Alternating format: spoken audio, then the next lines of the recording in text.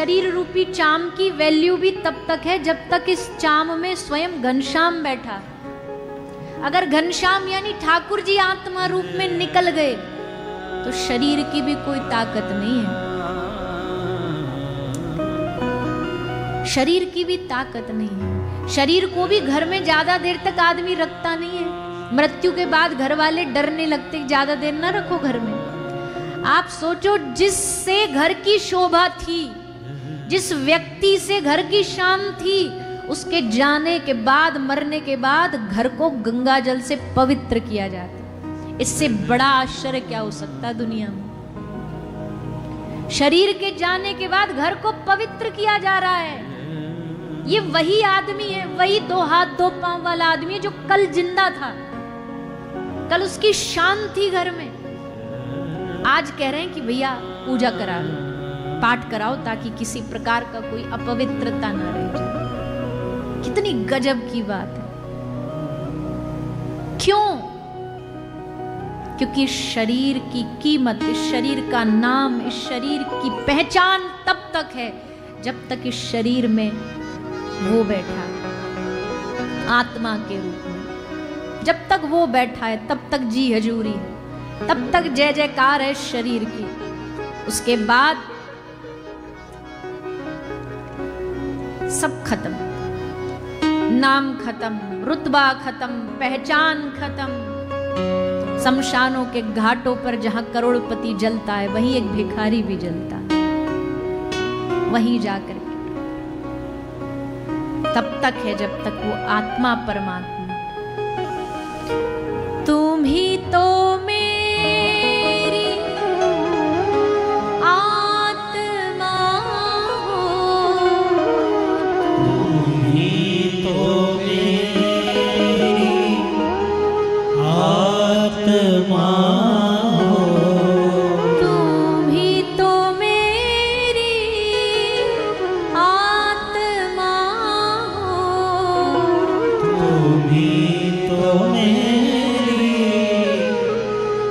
आत्मा हो, तुम ही तो मेरे परमात्मा हो। तुम ही तो मेरे परमात्मा। और हे नाथ, मुझी में रह कर मुझी से पर्दा, मुझी में रहकर मुझी से पर्दा, पर्दा हटाना जरूर होगा। पर्दा हटाना जरूर होगा। कई जन्मों से बुला रही हूँ, कई जन्मों से बुला रही हूँ। कोई तो रिश्ता जरूर होगा। कोई तो रिश्ता जरूर हो। मुझी में रहकर मुझी से पर्दा हटाना जरूर हो। इससे बड़ी बात क्या हो सकती है कि सब घट अंतर हरि सुमरे। सबके अंतकरण में, हृदय में ठाकुर बैठा बैठा हंस रहा है, मुस्कुरा रहा है, बांसुरी बजा रहा है। और मोह को कहा ढूंढे रे बंदे, मैं तो तेरे पास में, मैं तेरे दिल की धड़कन के रूप में धड़क रहा हूँ, मैं तेरी आत्मा के रूप में तेरे पास हूँ। कितने नाते चाहिए तुझे? त्वमेव माताश्च पिता त्वमेव, त्वमेव बंधुश्च सखा त्वमेव, त्वमेव विद्या द्रविणम त्वमेव, त्वमेव सर्वम मम देव देव। तुम मेरे सर्वस्व, तुम मेरे सब कुछ हो, तुम मेरे प्राण हो। इसलिए भैया इतने नाते अगर हमने भगवान से बना लिए हैं तो कम से कम कोई एक नाता तो होगा ही होगा, पक्का होगा। और उस एक नाते को पहचान लो बस। ठाकुर जी को अपना बना लो बस। ठाकुर जी से अपना कोई संबंध पक्का कर लो। दोस्त हैं तो फिर यारी की तरह रहो, फिर ठाकुर जी के संग पक्की यारी बना लो। अच्छा, संबंध से फायदा क्या होता? अगर आपने ठाकुर जी को अपना सखा बनाया, दोस्त बनाया, तो दोस्तों को आप पार्टी हो, घूमना हो, आना हो, जाना हो, कहीं भी हो तो आप तुरंत फोन उठाते हो, भाई तुम भी चलोगे, भाई वहां जा रहे हैं, आप चलोगे। ऐसे जब ठाकुर जी सखा बन जाएंगे तो अब आपको उनके सामने जाना ही पड़ेगा पूछने के लिए, भैया मित्र है, सखा है, पूछना तो पड़ेगा, आप चलोगे हमारे संग, हम वृंदावन जा रहे हैं, कथा में जा रहे हैं, चलो हमारे संग। मूर्ति ना चल सको पर आप तो चिन्मय हो, चैतन्य हो, चिदानंद हो, आप हमारे संग संग चलो। तो संबंध बनते ही आपको वो संबंध निभाना पड़ेगा। सारी दुनिया संबंध से ही चलती है। दुनिया में 8 अरब से ज्यादा लोग हैं और हर दिन लाखों लोग मरते हैं, हर दिन लाखों लोग मरते हैं। आपने कभी बैठ करके उनके लिए आंसू बहाए? अरे राम राम राम, आज इतने 1000 आदमी मर गए होंगे, चलो रो लेते हैं उनके लिए, नहीं। और अपने वाले को जरा बुखार भी आ जाए ना किसी को तो हमें चिंता हो जाती है। कोई खबर आ जाए कि भैया एक्सीडेंट, अरे राम राम राम। अपने वाले, अपने संबंध वालों की चिंता होती है हमें, उन्हीं की याद आती है हमें। यहाँ बैठ करके कौन क्या कर रहा है याद नहीं, पर यहाँ बैठ के ये जरूर याद आ जाता होगा, अरे 7 बज गए, चिंटू आ गया होगा ट्यूशन से, पता नहीं कौन भोजन देगा, क्या खाएगा, अजी वो हमारे एजी ओजी आ गए होंगे ऑफिस से, उनको कौन प्रसाद पवाएगा, चीखेंगे चिल्लाएंगे। यहाँ बैठे बैठे भी उनकी याद आती है, यहाँ बैठे बैठे भी उनकी चिंता होती है। संबंध अपने आप भगवान से हमें जोड़ देगा, हमें स्वयं उनकी चिंता होने लग जाएगी। यहाँ बैठे हो पर आपको चिंता होगी, अरे ठाकुर जी का भोग लगा होगा कि नहीं, कई ने अब तक जगाए होंगे कि नहीं, पता नहीं पर्दा खोला होगा कि नहीं।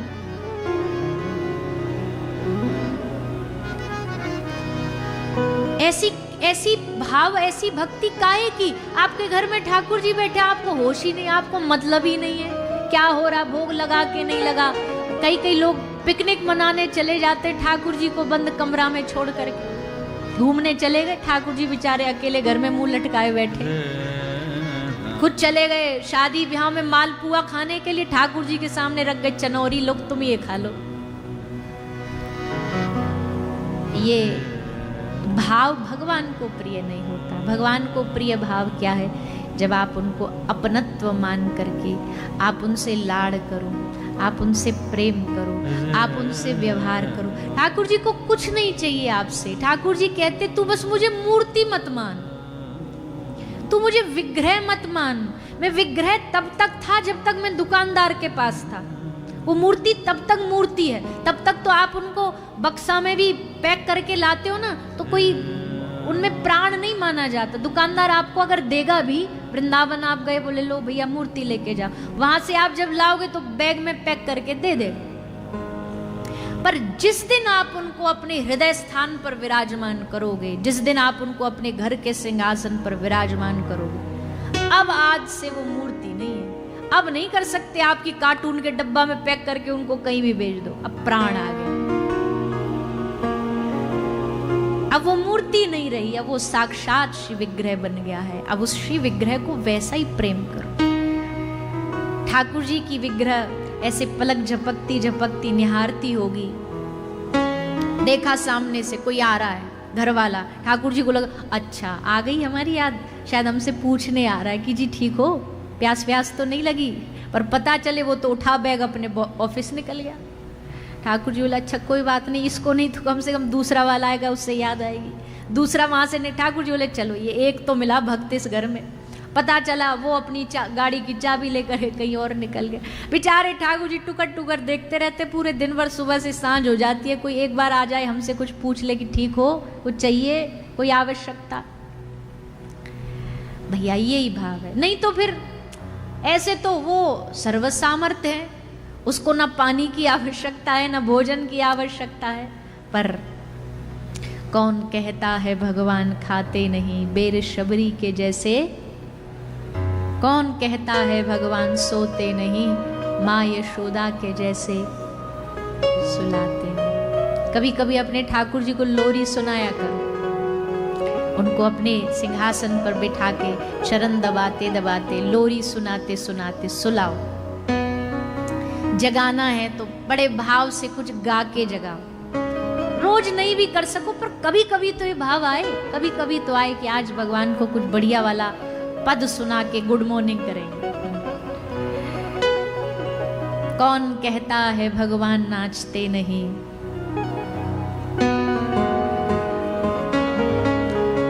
बोलिए बोलिए।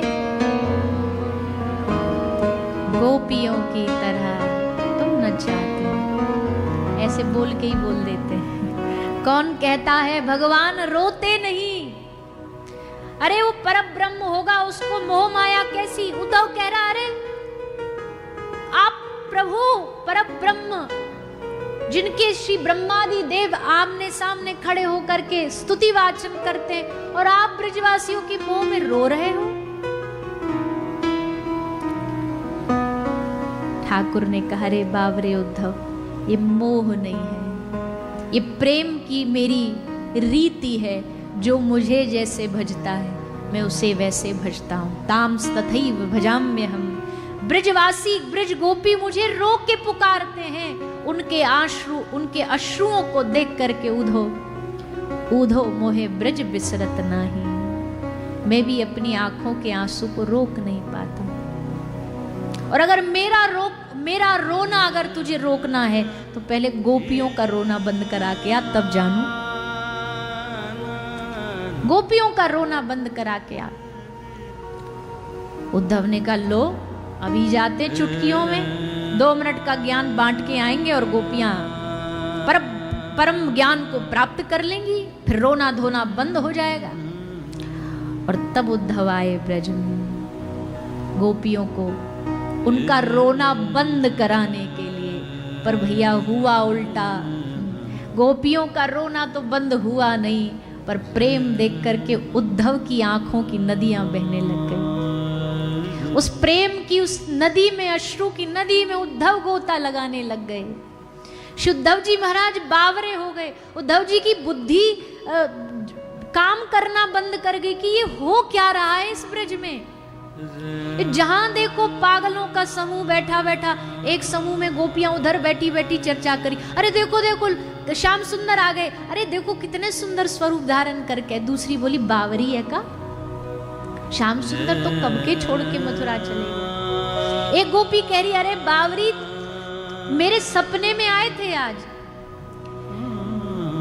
कोई गोपी नाच रही है, कोई गोपी रो रही है, कोई बेसुध परी है, कोई यमुना के तट पर बैठी बैठी बस कन्हैया कन्हैया कन्हैया।